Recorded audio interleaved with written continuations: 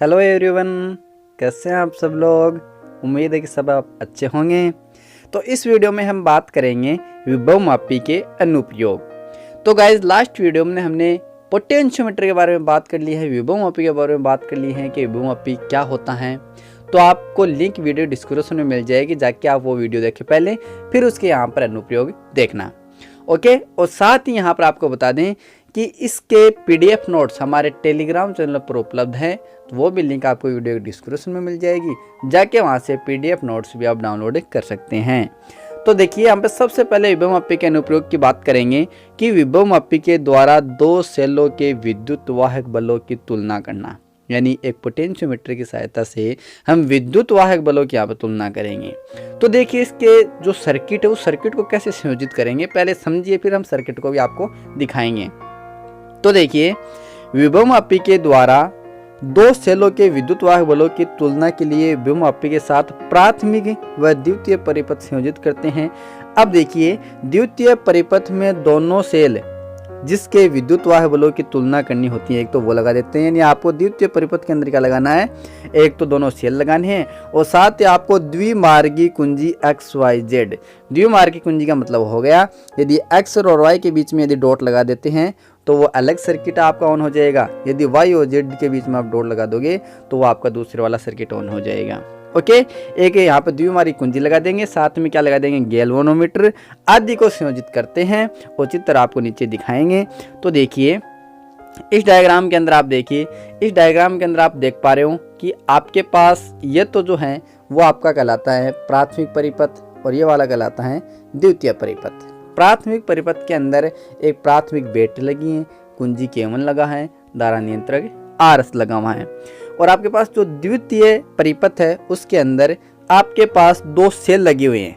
यहाँ पर देखिए दो सेल लगे हुए हैं, एक तो ये तो प्राथमिक सेल और द्वितीय सेल है जिसे हमें विद्युत वाहक बलों की तुलना करनी है, और साथ में इसमें गैल्वेनोमीटर और ये द्विमार्गी एक विस्पर्श कुंजी लगाई हुई है, और साथ में इस जॉकी को जोड़ा हुआ है बिंदु A और बिंदु B के बीच में। दो L लेंथ का है, L मीटर का है। और मैंने बताया था विभवमापी में हम जितना बड़ा ये वायर लेते हैं उतनी हमें आइडियल तरीके से जो मान ज्ञात कर सकते हैं विभव का। तो यहाँ पर नॉर्मली जो है वो 10 मीटर का या फिर 4 मीटर का वायर जो वो लिया जाता है। ओके, चलिए अब आगे समझिए। यहाँ से देखिए अब प्राथमिक परिपथ की कुंजी K1 को हम बंद करके द्वितीय परिपथ में द्विमार्गी कुंजी के टर्मिनलों X और Y के मध्य डॉट लगाते हैं और विस्पर्शी कुंजी की सहायता से, यानी आप यहाँ पर क्या समझे कि हम यहाँ पर प्राथमिक परिपथ के अंदर ये जो आपका प्राथमिक परिपथ है इसको हम ऑन कर देते हैं, ठीक है। और ऑन करके फिर क्या करना है, हमें इस X और Y के बीच में यहाँ पर क्या लगा देना है, डॉट लगा देना है, यानी यहाँ पर इसमें डॉट लगा देंगे तो इस वाले में धारा यहाँ पर प्रवाहित होगी, ठीक है। अब जैसे इसमें प्रवाहित होगी तो क्या होगा कि E1 सेल की विभवमापी पर संतुलित लंबाई ज्ञात करते हैं, यानी इस जॉकी को जगह जगह स्पर्श करते हैं यहाँ पर डॉट लगाकर कि वो कहाँ पर इसका मान आया है, ठीक है। इस जॉकी को यहाँ पर स्पर्श करेंगे। अब यहाँ पर देखिए आपके पास इस डायग्राम के अंदर कुंजी K1 वो कुंजी है और आपके पास XYZ है वो द्विमार्गी कुंजी है, G आपके पास क्या है, गैल्वेनोमीटर है, और J क्या है, विस्पर्शी कुंजी जिसको हम जॉकी भी कहते हैं। ओके, अब देखिए E1 सेल विभवमापी पर संतुलित लंबाई ज्ञात करते हैं।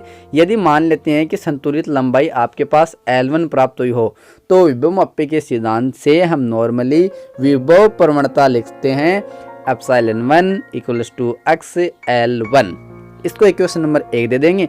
X क्या है आपके यहाँ पर, विभव प्रवणता, L1 क्या है, वो लेंथ जहाँ पर आपने इस वायर को टच किया है उतनी लेंथ है जो हमें विभव संतुलित अवस्था प्राप्त यानी गैल्वेनोमीटर के अंदर जो विक्षेप जो है वो 0 प्राप्त हुआ है। और E1 क्या है आपके पास से जो सेल है उसका विद्युत वाहक बल, कौन से वाले सेल का, प्राथमिक सेल का। अब ये इक्वेशन नंबर 1 आई है। इसी प्रकार यहाँ से देखिए सेम ही बात है। अब क्या कर देंगे कि उस प्राथमिक परिपथ को नियत रखते हुए अब द्विमार्गी कुंजी के टर्मिनल कौन से, Y और Z के मध्य दो डॉट लगा देते हैं।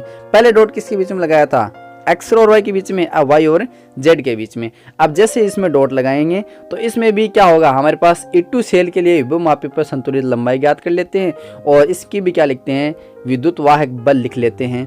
यानी E2 सेल की संतुलित अवस्था की लंबाई मान लेते हैं L2 है, तो हम सिंपली एप्सिलॉन 2 इक्वल्स टू लिख सकते हैं XL2, जहाँ पर X आपकी क्या विभव प्रवणता है, L2 आपकी वो संतुलित लंबाई है जहाँ पर गैल्वेनोमीटर के अंदर 0 विक्षेप आपके पास प्राप्त हुआ है। ठीक है, प्रैक्टिकल देखे होंगे आपने, किए होंगे लैब में कभी गए हो तो। ठीक है, चलिए अब आगे देखिए, दोनों सेलों के विद्युत वाहक की बलों की अब क्या करेंगे, यहाँ पर तुलना करेंगे। तो समीकरण 1 के अंदर समीकरण 2 का क्या लगा देंगे, भाग लगा देंगे। जैसे भाग लगा के यहाँ पर देख पा रहे हो x जो है वो एक दूसरे से कैंसिल आउट हो जाएगा और आपके पास क्या बचेगा, epsilon 1 upon epsilon 2 equals to L1 upon L2। ठीक है, अर्थात हम यहाँ पर क्या कह सकते हैं इस फॉर्मूले को देखकर कि दोनों सेलों के विद्युत वाहक बलों का अनुपात सेलों की संतुलित लंबाइयों के अनुपात के समान प्राप्त होता है। समझे, यहाँ पर विद्युत वाहक यदि हमें सेलों का ज्ञात करना है तो वो किसके इक्वल होता है, उन दोनों सेलों की संतुलित लंबाइयों के अनुपात के समान प्राप्त होता है। ओके, ठीक है। अच्छा, यहाँ पर एक नोट में एक चीज़ याद रखना और कि यदि मान लें कि एप्सिलॉन 2 सेल मानक सेल हो, ठीक है, मानक का मतलब हमें पता हो इसका मान कितना है, तो एप्सिलॉन 1 अज्ञात सेल का विद्युत वाहक बल ज्ञात करेंगे तो सिंपली हम इस फॉर्मूले से लिख सकते हैं, मान लो किसी एक का पता है तो एक वाला जो है वो उसके मल्टीप्लाई में उठ जाएगा। जैसे यहाँ से आप देख पा रहे हो एप्सिलॉन 1 इक्वल्स टू क्या हो जाएगा आपके पास L1 अपॉन L2 इंटू में क्या आ जाएगा एप्सिलॉन 2। और इसी प्रकार हम सिंपली लिख सकते हैं यदि एप्सिलॉन 1 मानक सेल हो तो एप्सिलॉन 2 ज्ञात सेल का विद्युत वाहक बल क्या होगा, तो हम लिख देंगे epsilon 2 equals to L2 upon L1 और इनटू में क्या आ जाएगा एप्सिलॉन 1। ओके, तो ये तो हमारा था क्या था पहला अनुप्रयोग। ठीक है, अब दूसरा अनुप्रयोग यहाँ पर देखिए गाइस, यहाँ पर वीडियो जो आपका लंबा हो सकता है क्योंकि इसमें काफ़ी चीज़ें यहाँ पर पढ़ने वाले हैं। अब देखिए दूसरा अनुप्रयोग आता है आपके पास है कि विभवमापी के द्वारा प्राथमिक सेल का आंतरिक प्रतिरोध ज्ञात करना है। देखिए यहाँ पर समझ पा रहे हो यहाँ पे कि विभवमापी है उसके जो प्राथमिक सेल लगा हुआ है उसका आंतरिक प्रतिरोध ज्ञात करना है। तो वही आपको सबसे पहले सर्किट को समझना है कि सर्किट को हम कैसे अरेंजमेंट करें। तो देखिए प्राथमिक सेल का आंतरिक प्रतिरोध ज्ञात करने के लिए विभवमापी के बिंदु A और B के बीच प्राथमिक परिपथ पूरा करते हैं और द्वितीय परिपथ में देखिए क्या लगाते हैं, द्वितीय परिपथ में अज्ञात विद्युत वाहक बल व अज्ञात आंतरिक प्रतिरोध सेल, गैल्वेनोमीटर, विस्पर्शी कुंजी को श्रेणी क्रम में संयोजित करते हैं। ओके, इनको सभी को श्रेणी क्रम में संयोजित करते हैं और द्वितीय परिपथ के प्राथमिक सेल के समांतर क्रम में एक प्रतिरोध बॉक्स और कुंजी K2 को भी संयोजित कर देते हैं। जैसे कि आप इस डायग्राम के अंदर देखिए, इसके अंदर देखिए आप, यह प्राथमिक परिपथ है जिसके अंदर एक बैटरी, एक कुंजी K1, एक धारा नियंत्रक RH लगा हुआ है। ओके, और यदि हम द्वितीय परिपथ की बात करें तो इस द्वितीय परिपथ में वो तो हमारा अज्ञात तो एक विद्युत वाहक वाला सेल है ही, साथ में गैल्वेनोमीटर है, कुंजी K2 है और एक क्या जोड़ देते हैं यहाँ पर आपका एक रेजिस्टेंस बॉक्स जोड़ देते हैं और जो कि यहाँ पर है ही। ठीक है, अब चलिए इसे देखिए कैसे याद करते हैं। अब यहाँ पर सिंपली यहाँ पर मैंने लिख भी रखा है कि आपका एप्सिलॉन P है वो प्राथमिक परिपथ का सेल है, RS धारा नियंत्रक है और RB आपका है प्रतिरोध बॉक्स, रेजिस्टेंस बॉक्स। ओके, चलिए अब आगे समझिए। सर्वप्रथम प्राथमिक परिपथ को पूर्ण करके द्वितीय परिपथ की कुंजी K2 को खुला रखते हैं। भाई हमने क्या यहाँ पे क्या देखा है कि प्राथमिक परिपथ को ऑन करना है केवल और कुंजी K2 को खुला रखना है। तो इस अवस्था पर एप्सिलॉन सेल के विद्युत वाहक बल के लिए संतुलित लंबाई ज्ञात करते हैं। ठीक है, यदि संतुलित लंबाई मान लेते हैं L1 है, यानी हमें संतुलित लंबाई का मतलब यहाँ से हो रहा है कि आपको वो 10 मीटर का तार है A से लेके B तक, उसके किसी जगह आपको स्पर्श करना है और एक ऐसा पॉइंट ढूंढना आपको कि जहाँ पर गैल्वेनोमीटर के अंदर विक्षेप 0 हो और हम वो जोकी को स्पर्श करते हुए चलेंगे कहाँ से, बिंदु A से। अब मान ले हमने कि 1 मीटर या 1.5 मीटर लेंथ पर हमने वो पॉइंट मिल गया जहाँ पर गैल्वेनोमीटर के अंदर जो विक्षेप है वो 0 हो गया। तो सिंपली L1 हम मान लेते हैं उसको, तो हम लिख सकते हैं उसका विद्युत वाहक बल क्या होगा सेल का, एप्सिलॉन इक्वल्स टू XL1। इसको भी क्या देते हैं, इक्वेशन नंबर 1 दे देते हैं। ओके, अब प्राथमिक परिपथ को यथावत रखते हुए, यानी सेम वही रखना है, हमें प्राथमिक परिपथ में कोई चेंज नहीं करना है, करते हुए द्वितीयक परिपथ में लगे प्रतिरोध बॉक्स में से कोई प्रतिरोध R निकाल लेते हैं और K2 कुंजी को बंद कर देते हैं। इस स्थिति में प्रतिरोध पर विभव पतन यानी वोल्टेज ड्रॉप होगा, अर्थात सेल की टर्मिनल वोल्टता V के लिए विभव मापी पर संतुलित लंबाई ज्ञात करते हैं और मान लेते हैं कि ये जो संतुलित लंबाई है वो कितनी प्राप्त हुई है, आपको L2 प्राप्त हुई है। L1 तो हुई थी जब आपने प्रतिरोध बॉक्स में से कोई प्रतिरोध नहीं निकाला है, कुंजी K2 वो खुली है, बंद नहीं है, तब आपने वो संतुलित लंबाई ज्ञात करके और वहां पर विद्युत बल लिखा था किसके लिए, प्राथमिक सेल के लिए। और यहाँ पर आप क्या लिख रहे हो कि जब आप कुंजी को ऑन कर देते हो प्रतिरोध में से कुछ प्रतिरोध निकाल लेते हो, ठीक है, तब हम सिंपली लिख सकते हैं V = XL2। देखिए यहाँ पर V और यहाँ पर एप्सिलॉन एक ही बात है यहाँ पर, ठीक है, वो भी वोल्टेज है, ठीक है।